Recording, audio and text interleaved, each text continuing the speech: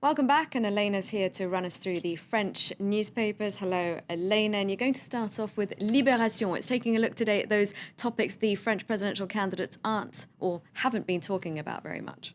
Yes, it might feel like we've talked so much about the election campaign, we've covered every topic under the sun, but Libération has got at least 5 things they reckon should be part of this election campaign and haven't been. So they're poverty, the environment, the care system, justice and health. Now, why are those 5 big issues not a part of the election campaign then? Well, they reckon it's just because they're too tricky for the candidates. In terms of the health system, for example, there's a massive deficit in France's famously generous health system. Now, in order to fill it in, the candidates would either have to suggest people pay higher contributions or they get less free healthcare, both of which would be so incredibly unpopular. The paper says that none of the candidates have really come up with a decent proposal to do anything about it at all. They're just trying to shove it under the carpet, according to the paper. Same is true for the care system. Lots of elderly people now getting themselves into huge debt because they just can't finance their residential care in old age. The state can't finance it either. None of them are really addressing that, according to the paper. And then there's the question of people living below the poverty line in France, with which, according to Libération, there's 8.2 million, which is an awful lot, and an awful lot of potential voters as well. But the paper says that none of the candidates are really trying to tackle this problem. Their policies are ending unemployment. They're aimed at young people who've just come out of school or people who've only recently lost a job, but really long-term unemployed people, the tricky ones, if you like, they don't seem to have very much policy directed towards. So Libération says these people are important. You can't just forget them. Yeah, they're very important topics indeed, and they weren't covered at all by Nicolas Sarkozy. He, of course, is seeking re-election. He held a big rally on Sunday here in Paris. Didn't talk about any of these topics, but he did attack the ECB, the European Central Bank. Yes, he thinks that they should take a bigger role in helping bail out the Eurozone's impoverished and indebted countries, indeed, like France. Now, Le Figaro, the newspaper which of course backs Sarkozy all the way, agrees with him in their front page editorial today. The ECB should be serving Europe, it says there. They say that, of course, the Bank of England or the US Federal Reserve print money to boost the economy when it's needed in times of need, and that's partly why countries that can control their currency, like Britain, haven't quite seen as much of a run on it as the euro has. Now, he wants to see an active ECB that takes a role and helps bail out the Eurozone countries. Now, this whole idea of the euro and what should be done is something that the candidates have had quite a bit to say about. François Hollande, of course, wants to renegotiate those austerity-based European treaties that were signed towards the end of last year by Sarkozy, who himself seems to be calling them into question in recent speeches, saying that European pushed austerity has gone a bit too far. So that's what La Croix is looking at on its front page today. Growth, the new European aim.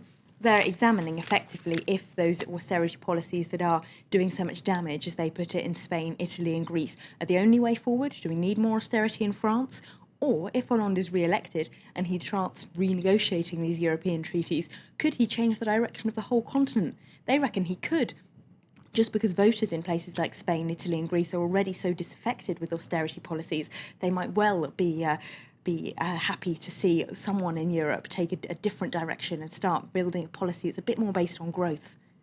So plenty of policy differences between these candidates, but it seems a lot of French voters just can't quite make their minds up, and there are just a few days to go before the first round of voting. Yes, it's Sunday, of course, so they are running out of time to make a decision, but 22% still haven't made it, according to Le Parisien. Now, there's 22% who say they are definitely going to vote. It's not quite the same as ones who say they won't turn out at all, but they just don't know how. Now, all the candidates have got their last-minute strategies to try and win these people over. Now, the paper talks to some people who say they haven't decided, and they say, well, that they don't feel the candidates are really talking to them, especially young people. They feel they just don't feel represented. The candidates aren't really addressing them. Even if they're fed up with Sarkozy, they're not very inspired by any of the alternatives. But the candidates have their own ways of trying to address this. Sarkozy's new slogan apparently is the silent majority, according to the paper. That's to say people who haven't really made their voices heard he's trying to address. Marine Le Pen's got a new ad campaign deliberately aimed at the undecided France. She talks about in it.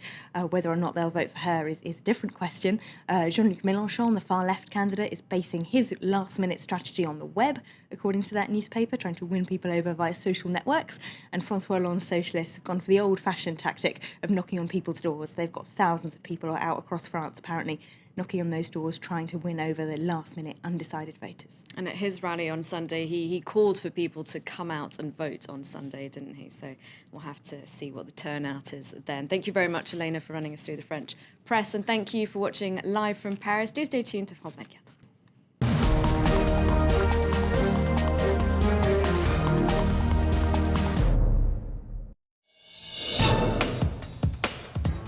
The new technologies, the latest digital innovations and their impact on society.